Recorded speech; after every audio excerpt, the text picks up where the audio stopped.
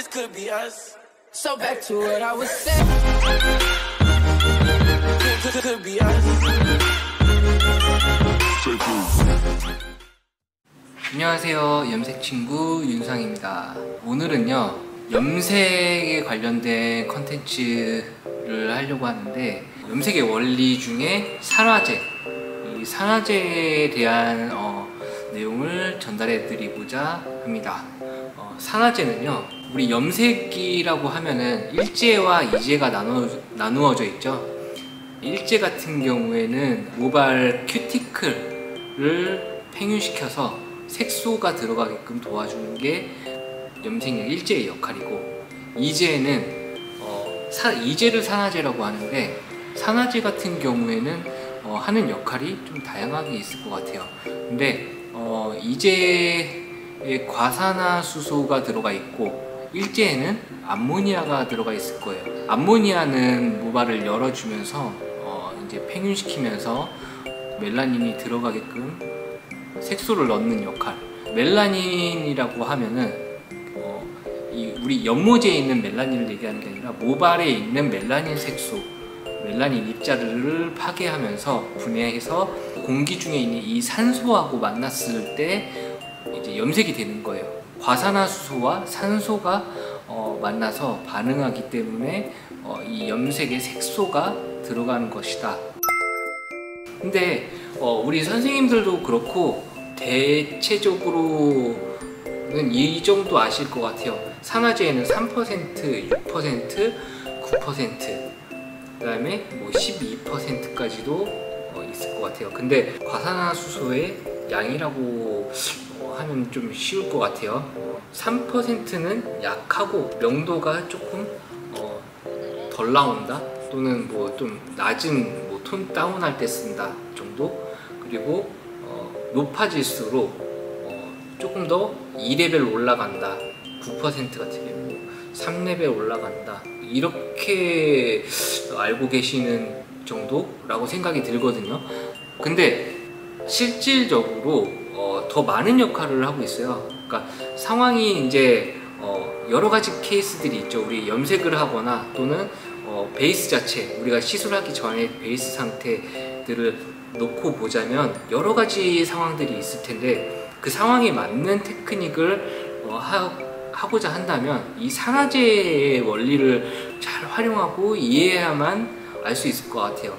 그래서 이 산화제는 산화가 되면서 모발에 3%, 6%, 9%, 11%, 1.5%도 있는데, 1.5% 같은 경우에는 거의 이제 자극이 거의 없기 때문에 모발이 거의 손상이 너무 심하거나 다이렉트 컬러나 코팅약을 두피에 바르려고 하거나 이런 부분들이 있는데, 산성 컬러라고 하는 매니큐어 또는 코팅약, 이런 산성 컬러들은요 두피에 사실 바르면 안 돼요. 두피에 바르면 모공을 다 막아버리기 때문에 두피에 너무 안 좋은 부분들이 생길 수도 있기 때문에 두피에 바르는 건 시술을 지양을 해야 되는데, 그러나 뭐 시술의 이제 색감 때문에 불가피하게 뿌리 두피에다가 꼭 터치를 해야 된다면, 이 산화제를 한 20% 정도는 쓰시게 되면 피부에 묻는 것들이 좀 지워지고요. 그냥 단독적으로 산성 컬러를 쓰게 됐을 때는 두피에 잘 지워지진 않겠죠. 그래서 그렇게 활용하시는 방법이 있고, 또 3% 같은 경우에는 보통 이제 톤 다운이나 뭐 색감 입힐 때, 그러니까 탈색 모발에는 거의 3% 산화제를 많이 사용하시게 되는 것 같아요.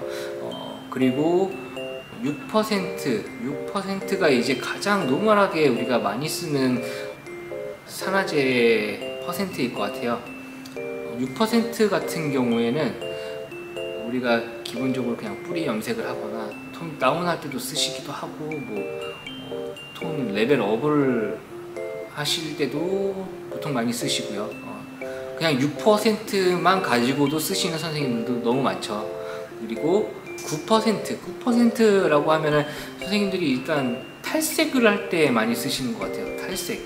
탈색할 때 9%를 기본적으로 많이 쓰시는데, 무조건 9%를 쓰시는 거를 권장드리지는 않을 것 같아요. 저 같은 경우에는 안정적으로 시술 무조건 9% 강한 것만 빨리 쓴다고 하면 모발에 데미지가 오기 때문에 생각을 하고 하셔야겠죠. 팁을 드리자면 9%나 12%로 산화제를 먼저 빨리 써버리게 되면 장시간 시술 자체가 어려워지는 경우들이 너무 많아요. 이미 손상이 너무 심해졌기 때문에 추가적으로 탈색을 더 들어가기가 힘든 경우들이 생길 수도 있어요. 그래서 추천하자면 낮은 것부터 쓰시고 그 다음에 나중에 이제 마지막에 강한 걸 써주시는 게 최대한 밝게 빼일 때 루틴을 가져가시기에 더 도움이 되실 거고요. 12%는 사실 식약처 승인이 나지 않기 때문에 국내 생산은 좀 어렵고요. 간혹 가다가 이제 수입 브랜드들이 간혹 12%를 두고 있는 경우들이 있는데 일단 국내에서는 웬만하면은 쓰는 경우가 별로 없기 때문에 생략하도록 할게요. 우리가 알고 있는 정도는 사실 여기까지 정도인 것 같아요. 그렇다면 어떤 원리로 이해를 해야 되냐? 산화제는 모발이 산화가 이제 과산화수소에 의해서 산화가 되는 거잖아요. 선생님들이 알고 계신 대로 퍼센트가 높아질수록 손상이 오고 밝아지는 건 사실이에요. 그런데 이게 단지 색깔이 밝아지는 것만에 영향을 미치는 것이 아니라 디파짓, 우리 영어로 디파짓 하면 뭘까요?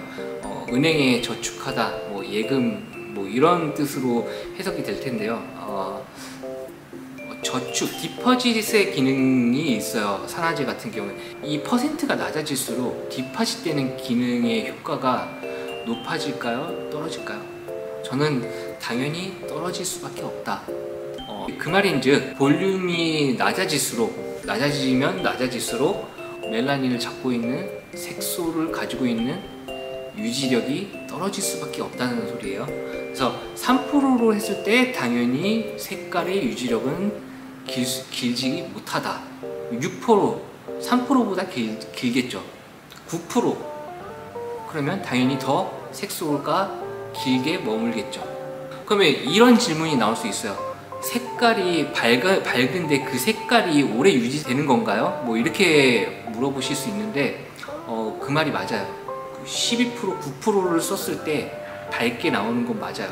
맞는데 그 색소가 조금 더 오래 머물겠죠.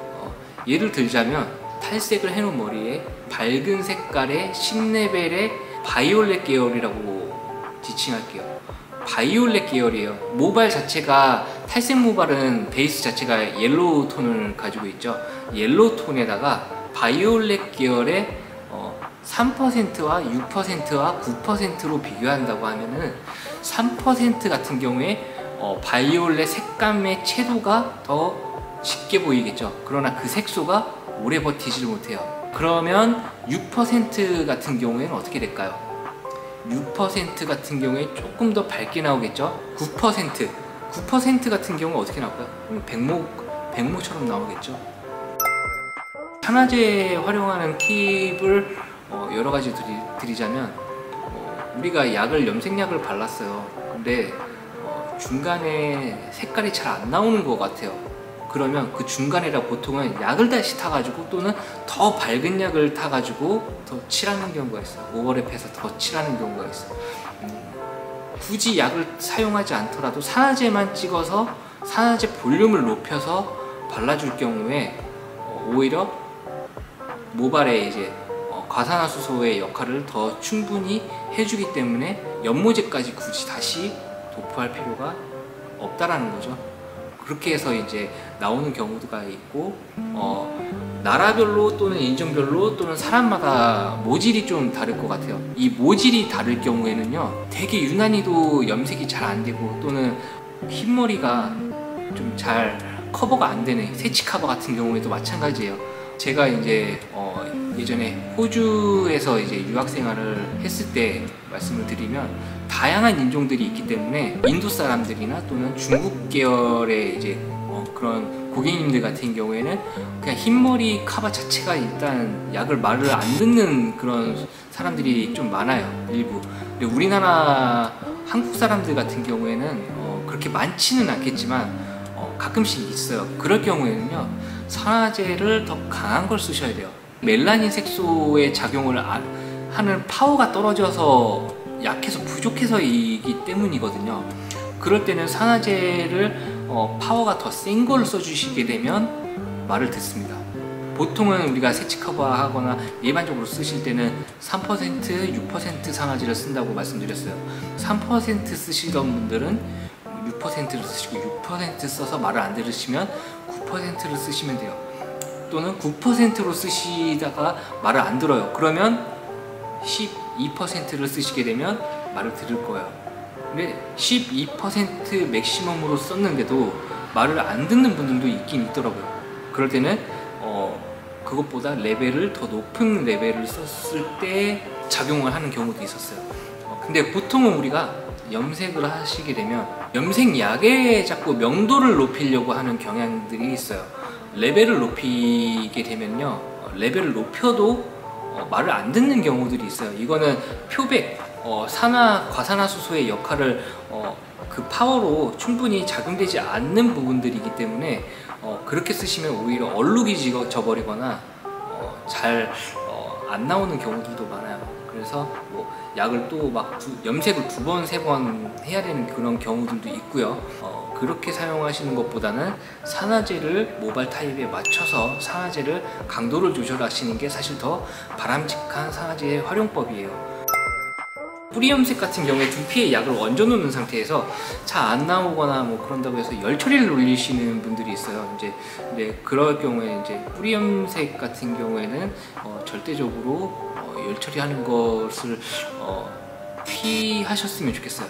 모발 손상이 일단 너무 심해지고요. 두피 자극이 충분히 있기 때문에 두피 자극을 피하고 싶으시다면 뿌리 염색할 때 열 처리하지 않는 방향이 바람직할 것 같아요. 자, 오늘은 여기까지 산화제, 염색에 대한 원리, 산화제 작용하는 방법, 활용하는 방법에 대해서 교육을 해드렸고요. 이 밖에 질문이 있으시면 저희 링크 보시면 문의 주시는 거나 이렇게 있어요. 이메일이나 뭐 링크, 인스타그램 DM이나 뭐 댓글 이렇게 문의 주시면 답변 친절하게 드리도록 할게요.